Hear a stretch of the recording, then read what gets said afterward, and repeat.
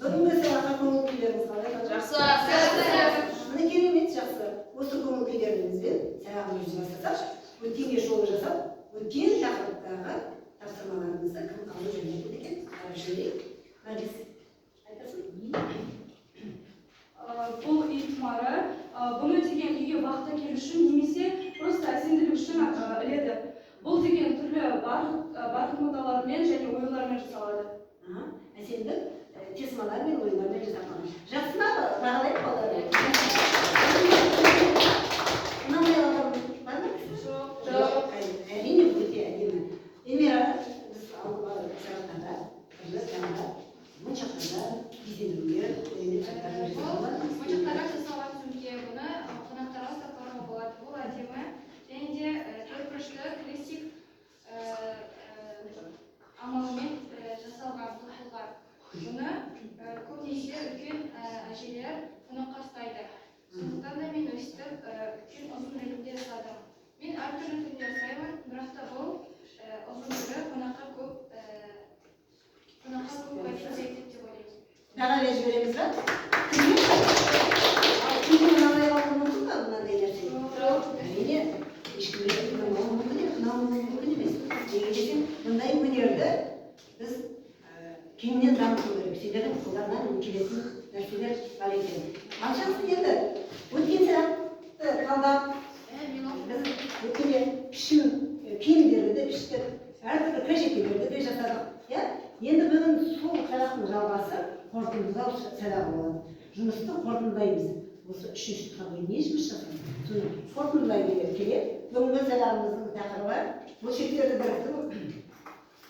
бөлшектерді біріктіру, жұмыстарды таңдау мен бағалау жұмыстарымызды қорғап жүрміз.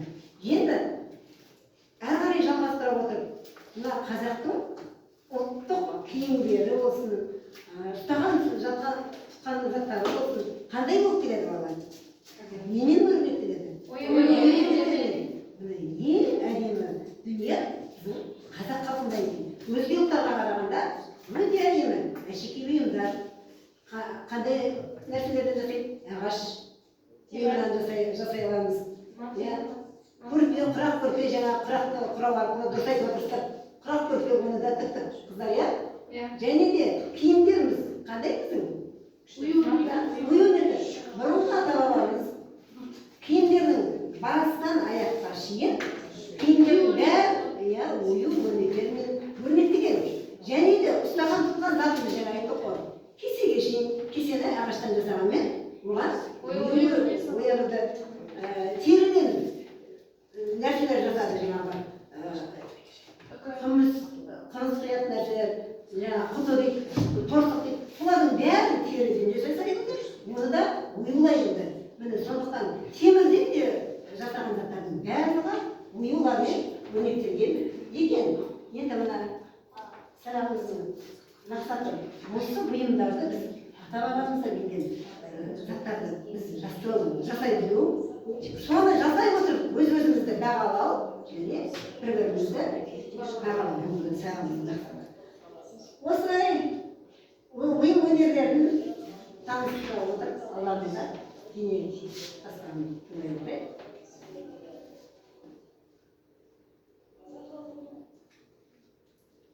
Қазақ халқының жаңа зергерлік бұйымдары бар деді. Кішкентай ашумен алды.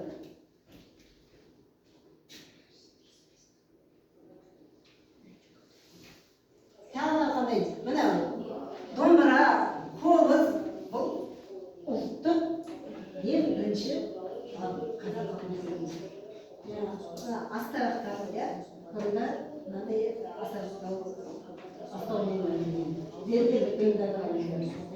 Астармен безендірілген. Сол сияқты тағы да басқа да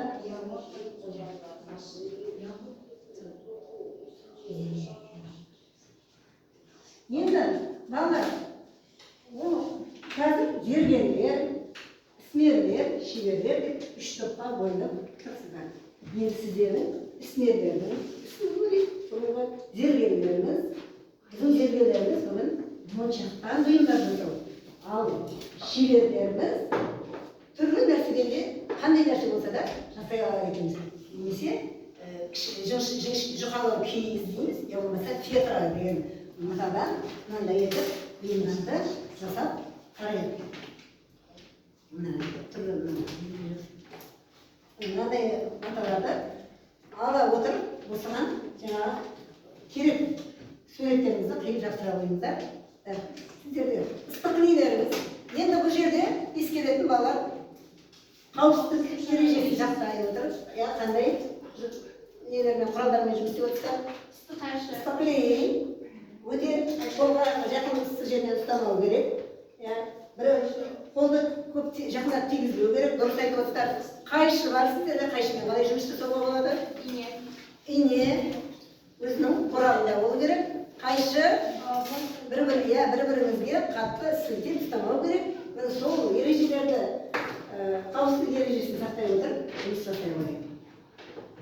Қазір бір-біріңіздің заттарыңызды қорғайсыздар.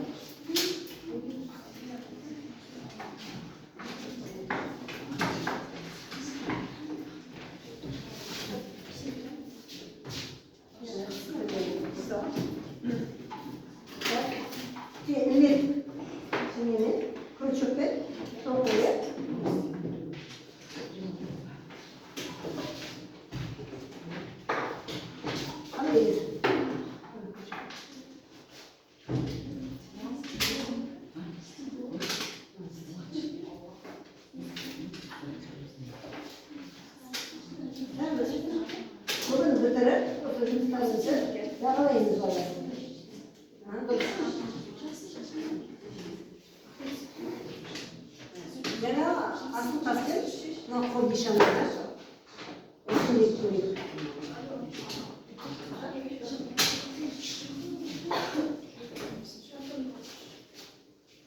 Şurayımız karab. Alçak duramız.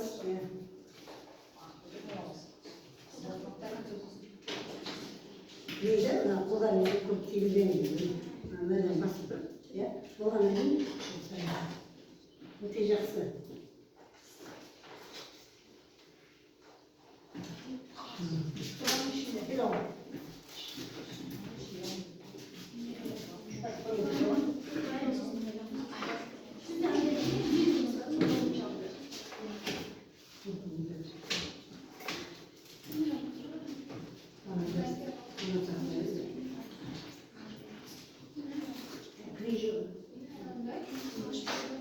Не болмаса, жаңағы биточка дейді ғой.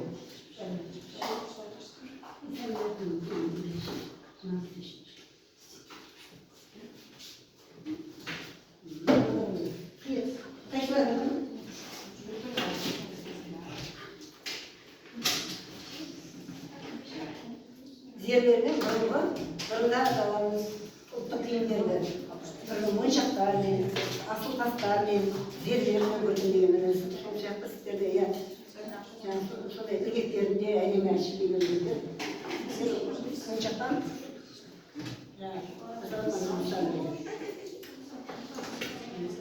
қайшыларыңды енелеріңді құрап шығар.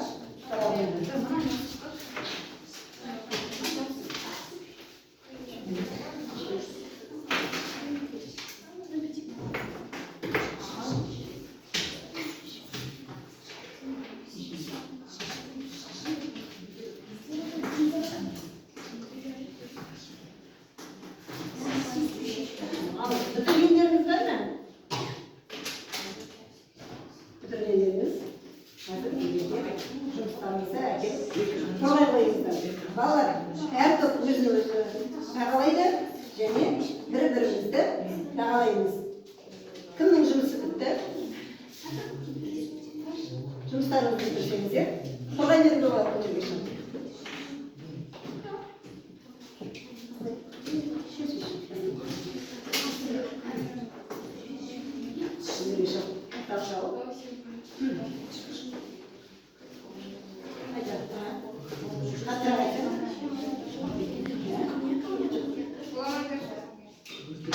Крючокпен тоқылған, ыстық нәрсенің астына қоятын андай әдемі. Қалай бағалаймыз ба?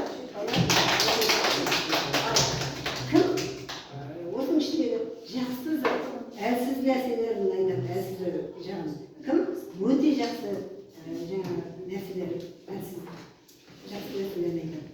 Әлсіз жағы істеп жүргенде шұбап еске қалған. Иә, ойлайсыңдар, түстер еске қалған. Әртүрлі түстер. Ашық түсті көбірек қолдану керек. Ал кім асайдың ол өзінің таңдаған түсі маған қарап тұр. Өте жақсы.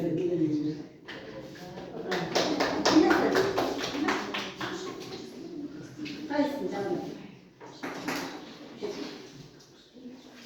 Қолында? Нешеде болыңыздар ма, шетарада?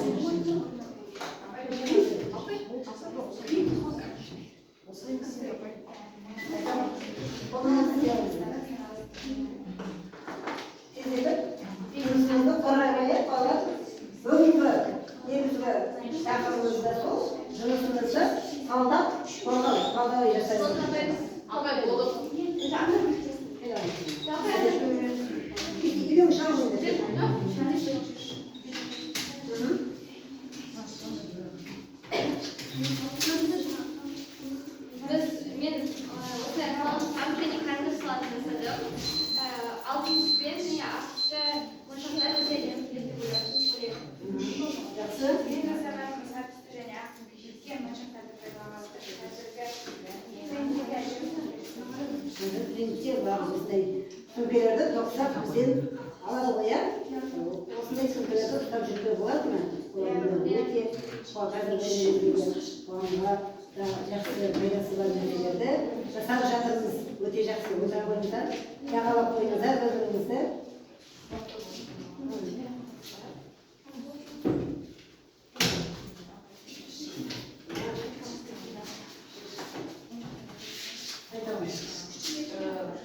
Бұл театрдан жасалған кеседі. Бұны деген біз күшті балаларға ертеңгі көрсетуге болады. Кішкентай балаларға өте қолай нәрсе екен. Өте жақсы. Жануарлар бар және адамдармен де жасауға болады. Бұндай емшіліктер бар. Жаңа кішкентай балаларға арналған ертегілерді білесіздер. Соны кітаптарын айтқанша, не болмаса бір жаңа телевизорден көргенше жасадық деп отыр. Бұл балабақшаға да пайдаға аса ма? Өте жақсы пайдаға асырады.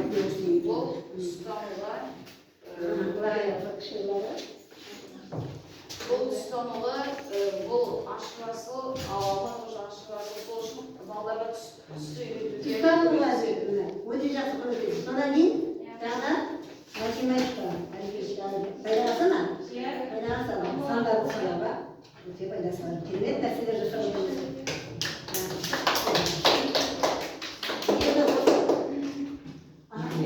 Екінші тәжірибе бұл театрдан жасалған тураларды қойып мәшінге жасадық. Өте жақсы. Міне, балалар, бұнда жақсы нәрсе ме? Қалай бағалайсыз? Міне, бүгінгі сабақта сіздер өздеріңіздің жұмыстарыңызды бағаладыңыздар. Енді мына сынып талдаулардан беріңіздер.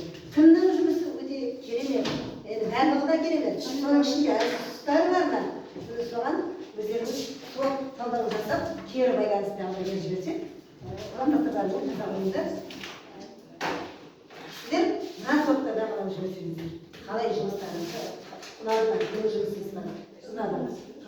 Жаңа сәтті жерлері қандай? Сәтті жерлері жаңа қандай екен? Жаза қойыңыздар.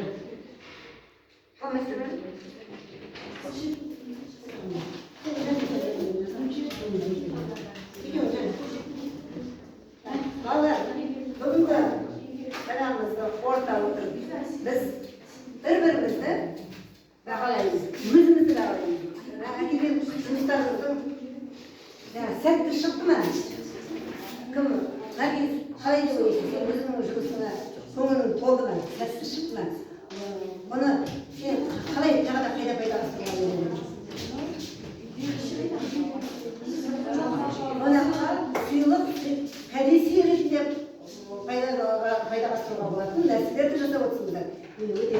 сіздерге қуаныштымын.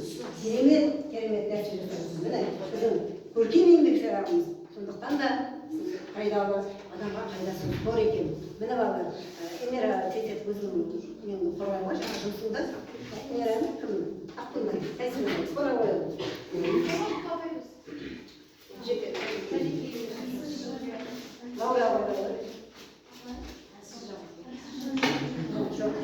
Ал, айта қойған, Сәлина.